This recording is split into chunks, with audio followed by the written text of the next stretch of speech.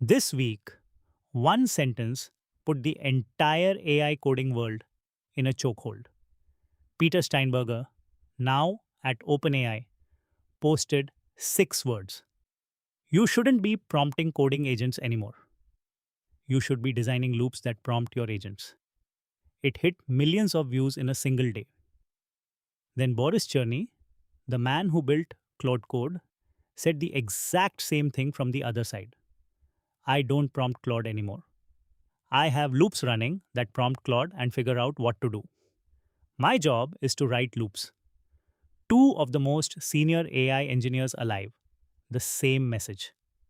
And in the replies, the most upvoted answer to what does this actually mean was 4 words. Nobody knows but him and Boris. So I went and found the real answer. No jargon, just the mental model. Here it is. Before the what, the who. Because this only matters if these two actually know. Peter Steinberger built PSPDFKit, the document engine running inside thousands of apps, then built the Open Agent OpenClaw. And in February 2026, he turned down Meta and Anthropic to join OpenAI and work on Codex. Boris Cherny created Claude Code as a side project back in September 2024. It now reportedly sits behind close to 4% of all public commits on GitHub. And here is the receipt that ends the argument. In one 30-day stretch, Boris landed 259 pull requests into Claude Code, and every single line was written by Claude Code itself. He deleted his code editor in November and has not opened it since.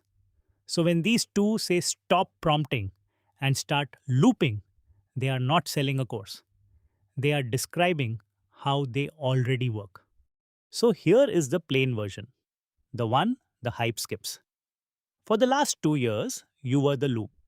You type a prompt, the agent answers, you read it, you fix what's wrong, you prompt again. You are the part in the middle doing the checking.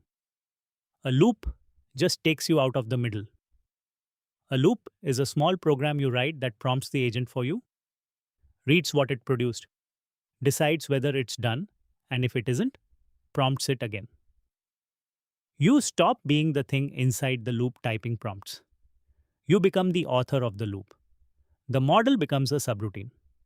Put simply, a prompt gives the agent an instruction. A loop gives the agent a job. And the patience to keep going until that job is actually finished. Now, is this genuinely new? Or is it old wine in a new bottle? Honestly, a bit of both. And the real story is a 5-year lineage. Stage 1, 2022, the React paper. A model reasons, takes an action, reads the result, and repeats. One model, one loop, a human watching. Stage 2, 2023, AutoGPT. It gave the agent a goal and let it prompt itself. And it became famous for spinning forever and finishing nothing. Stage 3, July 2025, The Ralph Loop by Jeffrey Huntley. Almost insultingly simple.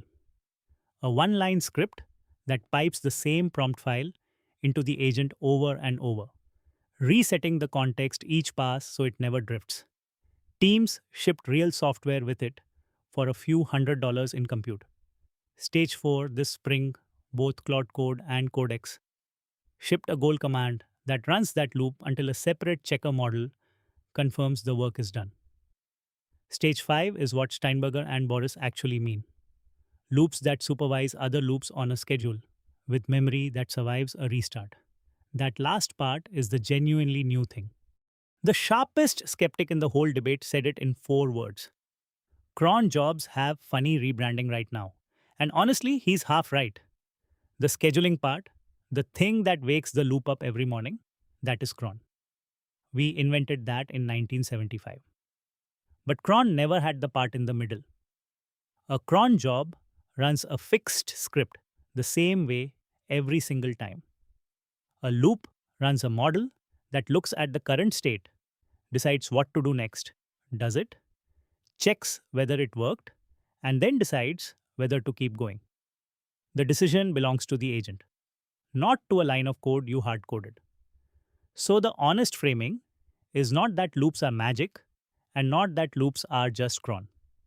A loop is cron plus a decision maker in the body. And everything interesting is what you build around that decision so it doesn't run off a cliff. So, what do you actually build? Boris gave the starter himself in one line. Loop, babysit all my pull requests, autofix the build, and when comments come in, spin up an agent to handle them. You didn't write the steps. You wrote the intent and the stopping behavior. But there are two commands people constantly confuse. So get this right. Loop reruns your prompt on a schedule. Every few minutes, every morning. Goal is different. Goal keeps running until a checker model decides the condition you wrote is actually true. All tests in the Ayuth folder pass, and the linter is clean. Then it stops. And the single most important piece, the one the hype skips and the people actually shipping obsess over. A loop is only as trustworthy as its ability to check its own work. The agent that wrote the code should never be the only one grading it. One agent writes. A second, fresh agent verifies against the spec. No self verification, and your loop is just an expensive way to generate confident mistakes. Now, the plot twist nobody puts on the thumbnail.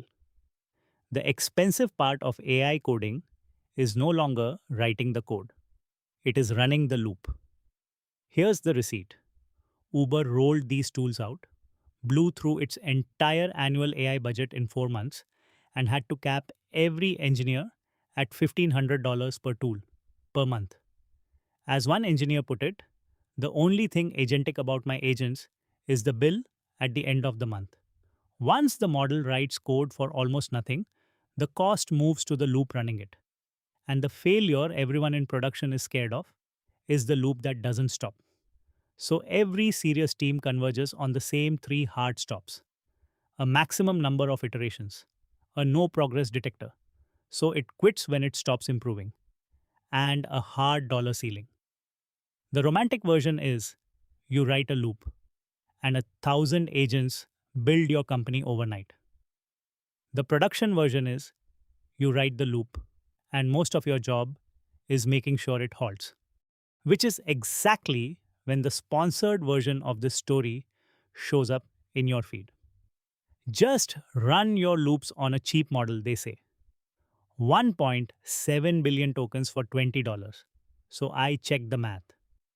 That number is real only in a perfect best case, where almost everything is a cached repeat and you ignore the output tokens entirely.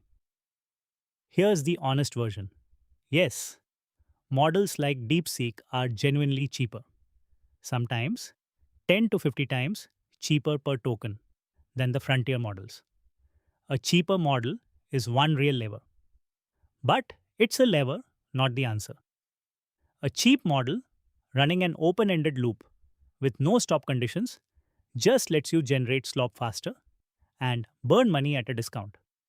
The model price is the easy part. The loop discipline is the part that actually saves you. And here is the part that outlasts all of it. The loop is just plumbing. The real asset is what the loop calls. Steinberger's other rule pairs with the first one, and it's the more durable half. If you do something more than once, turn it into a skill. If you do something hard, turn it into a skill afterward, so next time is free. A skill is a folder holding your project's conventions, your build steps, the mistakes the agent is never allowed to repeat. Written once, read every loop. A loop with no skills inside it is just a while loop wrapped around a stranger. A loop that calls a library of sharp, named, tested skills is a system that compounds, getting better every single run. Loops that rederive your whole project from zero every cycle just burn money. Skills are what make a loop an asset instead of an expense. So, the skill gap opening up in 2026 is not about writing better English. A prompt engineer crafts a better instruction, gets a better single output, and still reviews every result by hand. They are the feedback loop. A loop engineer designs the system. The loop runs, checks itself, corrects itself, and knows when it's done. The system becomes the feedback loop. The tools are identical. The mindset is completely different. Prompt engineers ask AI for output. Loop engineers build systems that produce verified outcomes. But don't mistake this for the work getting easier. Boris's point was never that. The leverage point just moved up an altitude from writing the code to writing the thing that writes the code. Someone still has to decide what to build and judge whether it's any good. That is harder than prompt engineering, not easier. So that's what a loop actually is: cron plus a decision maker. An old idea with a genuinely new layer on top, powered by skills, capped so it halts, and checked so you can trust it. One more thing nobody says out loud: two people can build the exact same loop and get opposite results. One uses it to move faster on work they understand deeply. The other uses it to avoid understanding the work at all. The loop does not know the difference. You do. So build the loop, but build it like someone who intends to stay the engineer, not just the person who presses go.